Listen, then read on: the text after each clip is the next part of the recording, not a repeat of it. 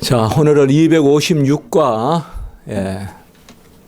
이제 우리가 웨스트민스터 신앙고백서 대소요리 문답 이제 끄트머리에 거의 다 와 있습니다. 이제 오늘 이 31장 부분이 교회 정치에 관한 부분이고 이제 32장, 33장 이렇게 두가하면 우리가 대미의 그러한 웨스트민스터 대소요리 문답과 신앙고백서를 함께 살펴보는 그런 공부를 마치게 될 텐데요. 네. 오늘 256과 대회와 총회라는 말인데, 대회라는 말은 이렇게 생각하시면 됩니다. 네. 당회, 이제 교회에는 당회가 있고 그 당회의 모임을 우리가 노회라고도 하고 이렇게 하지만 대체로 시노드라 이렇게 해가지고 대회다 이렇게 여기가 번역이 될 수가 있습니다. 그래서 여기 번역은 다양하게 될 수가 있는데요. 조금 포괄적으로 봐야 됩니다. 그리고 총회라는 것은 그것을 전체를 아우르는 그러한 모임. 그래서 기본적으로 교회 정치에도 삼심제가 있게 되는 그러한 구조를 이야기하고 있고, 이러한 구조는 우리 장로교회만 고유한 구조라고 봐야 됩니다. 우리가 감독제는 감리교 같은데 감독제라든지 또 로마 캐톨릭의 어떤 고유한 그런 계급제라든지 이런 데서는 이러한 구조가 없습니다. 그래서 우리가 좀 고유하게 우리가 가진 성경적 그러한 정치 구조라고 볼 수가 있습니다. 장로교 정치 구조죠. 그래서 256 오늘 괄호 대회와 총회 먼저 여러분 주보에 있는 내용을 먼저 잠시 살펴보고 그리고 잠시 나누고 말씀 보고 우리가 마치겠습니다. 교회의 시작. 교회의 더 나은 통치와 건덕을 위하여 통상 대회 혹은 총회라고 불리는 모임들이 있어야 한다. 그리스도의 사역자들은 자기들에게 부여된 직분과 권세로 이러한 모임을 설립하고 소집할 수 있다. 크게 두 가지 배경을 이 부분에 있어서 생각해야 됩니다. 첫째 배경은 우리 인생이 연약하다는 것입니다. 교회가 완전하지 않고 성도도 완전하지 않고 우리가 구원의 역사와 교회의 역사는 함께 가거든요. 성도들이 완전하지 않으므로 교회도 완전하지 않습니다. 이런 측면에서 우리는 서로 견제하고 서로 균형을 이루는 그야말로 체크 앤 밸런스의 원칙이 우리 장로교 교회 정치에 적용이 됩니다. 그래서 단심제로 끝나면 어느 한 곳에서 판단하고 끝이 나면 그 판단이 많은 경우에 그릇될 수가 있기 때문에 그 신급을 이제 먼저 교회의 당회를 통하여 칠이나 이런 것이 이루어지면 그 다음에 그것을 노회에서 또 보게 되고 그리고 마지막으로 총회에서 결정을 하게 되는 그러한 측면에서 이것은 하나의 배경이 항상 잘 생각해야 돼요. 건진과 우리가 지난 주까지 봤잖아요. 책벌 혹은 건징, 치리 이런 것은 우리가 뭐 나쁘다 이런 것보다도 오늘 로마서 말씀도 있었지만 육체의 소욕과 성령의 소욕이 마음의 법과 육체의 법이 서로 충돌하는 우리의 인생 가운데 이 지상의 삶 가운데 연약하니까 우리가 실족할 수도 있고 그렇게 될 때 그것을 다시 잡아서 세워주는 그러한 역할을 하는 것으로 우리 인생의 연약함으로부터 비롯되는 게 이러한 신급 구조입니다. 그래서 로마 캐톨릭이나 이런 데는 교회가 완전하다고 보기 때문에 이런 신급 구조가 필요가 없고 또 로마 캐톨릭은 그 자체로 이미 계급 구조니까 교황청에서 그야 하명하는 것으로 무슨 일 하나까지도 다 하명하는 것으로 그렇게 되죠. 그리고 두 번째 이 배경을 잘 생각할 것은 이러한 것이 여기 신앙 고백서에 나오는 배경은 뭔가 하면 바로 근대 국가에 있어서 교회와 국가의 관계의 문제입니다. 사실 교회와 국가의 문제는 중세시대 때는 사실 국가가 많이 억눌려 있었죠.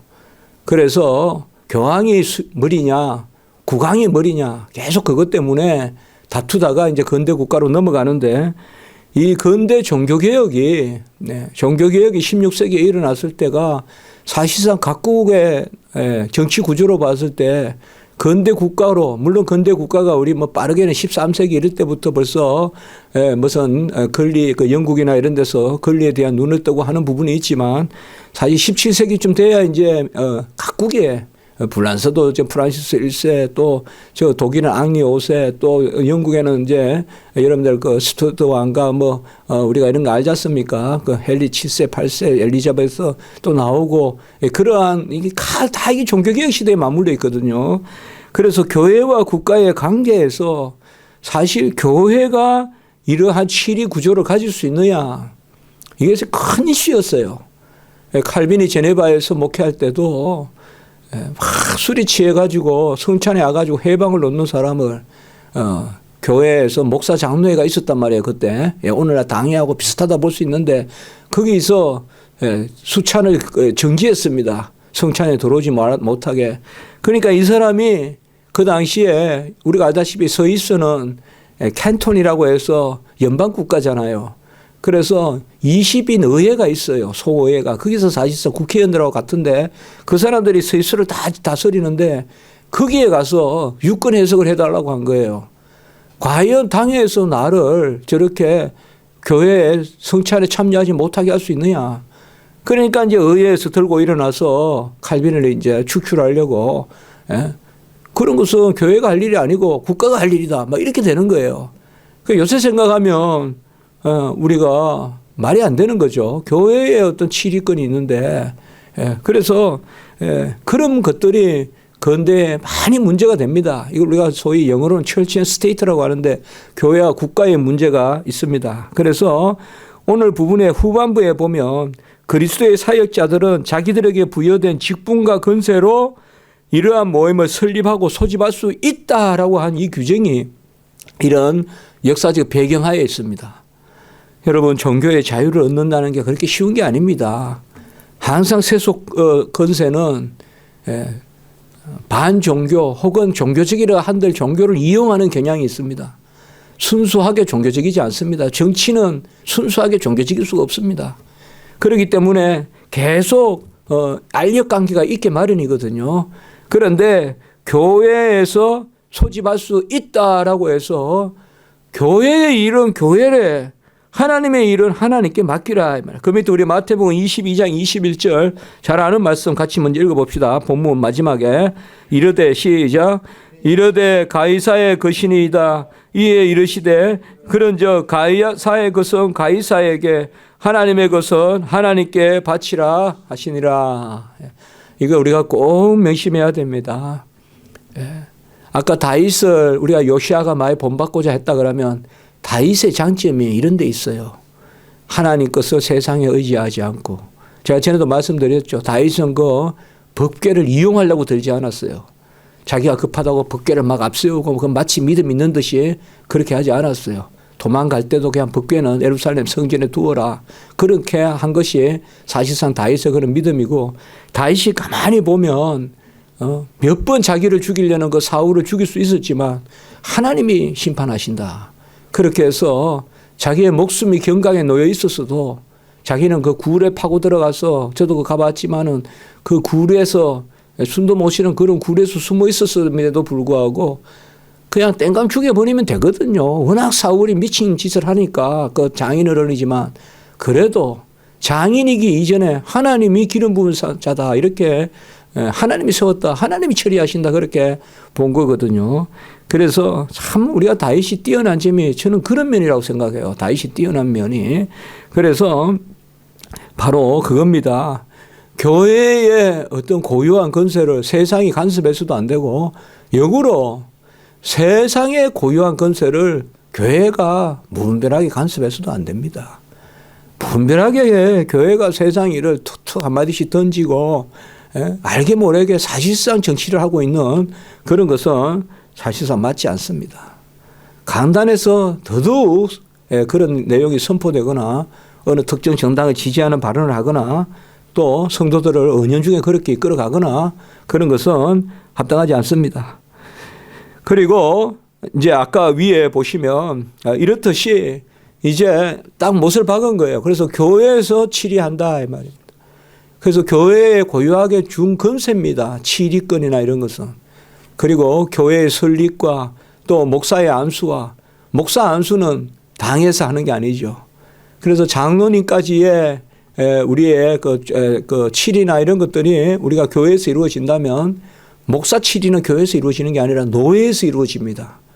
목사는 교회에서 노예에서 위임한 목사이기 때문에 그런 것들을 우리가 잘 기억할 필요가 있습니다. 그런데 이런 것이 이제 억울함이 있으니까 세상 법정으로 또 가게 되고 이런 것이 필비재합니다. 지금 교회의 일이 무조건 세상 법정으로 일단 갑니다. 요새는 교회에 어려움이 있으면. 근데 이런 것은 정말 이렇게 해서는 안 되거든요. 그러면 이제 또 논리가 있죠. 교회가 오죽 판단을 그릇되게 하면 그러겠냐. 뭐 이러면 또 어떤 일각에서는 또 소크라테스 같이 악부터 법이다 이렇게 또 나오는 사람도 있고 물론 항상 그런 면들이 있겠죠. 그러나 우리는 대원칙은 가이사의 것은 가이사에게 하나님의 것은 하나님께 그것을 아셔야 됩니다. 억울하더라도 세상 법정에 가는 일은 없도록 그렇게 해야 됩니다. 저도 몇 차례 그런 일이 있었지만은 사실상 그때마다 제 나름대로는 그렇게 생각했습니다. 결국 하나님이 나를 종을 높이고 종을 낮추고 하는 것은 하나님이시던데 내가 어떻게 세속기 근세에서 의지해서 내가 뭐 얼마나 높아지겠다고 얼마나 또 그 일로 내가 낮아지겠다고 그런 생각이 들 때 마음이 편해지더라고요. 자, 바로 위에 보면 교회의 더 나은 통치와 건덕을 위하여 대와 총회 이것은 우리나라는 지금 대제 이런 게 되느냐 마느냐 말이 있지만 너무 그렇게 상세하게 볼 것은 없고 우리는 교회의 당회 그리고 노회 혹은 대회 그다음에 총회 이래 삼심제 구조가 있다. 그 정도로만 생각하시고 여러분들이 장로교는 근대 정치 구조에도 크게 영향을 미치고 또 근대 정치 구조와 함께 간다. 이렇게 보시면 됩니다. 막스 베브라는 사람이 우리 장로교 정치에 대해서 그런 이야기를 많이 했습니다. 자, 사도행전 15장 2절 같이 읽습니다. 시작. 바울 및 바나바와 그들 사이에 적지 아니한 다툼과 변론이 일어난지라 형제들이 이 문제에 대하여 바울과 바나바 및 그중에 몇 사람을 예루살렘에 있는 사도와 장로들에게 보내기로 작정하느라.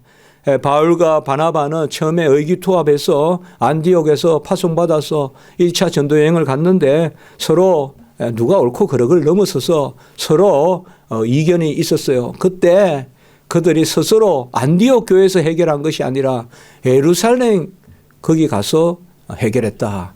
그래서 우리가 예루살렘이 제1의 총회라고 이야기해요. 우리가 예루살렘 총회에서 이것을 해결해 달라고 이런 것이 바로 이 정신입니다. 하급에서 해결하지 못할 것을 그 위에 상급심에 올려서 의뢰하는. 그리고 사도행전 15장 6절 시작.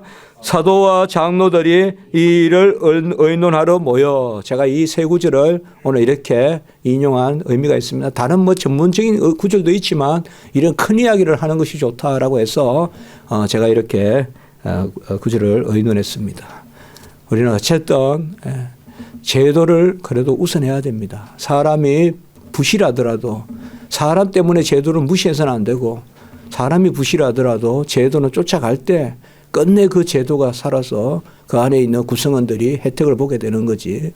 제도가 틀리다고 제도 자체를 다 사람이 그릇되다고 제도 자체를 무시해버리면 그 모임 자체가 없어지게 됩니다. 끝내는. 그런 것을 우리가 잘 교훈 삼아야 됩니다.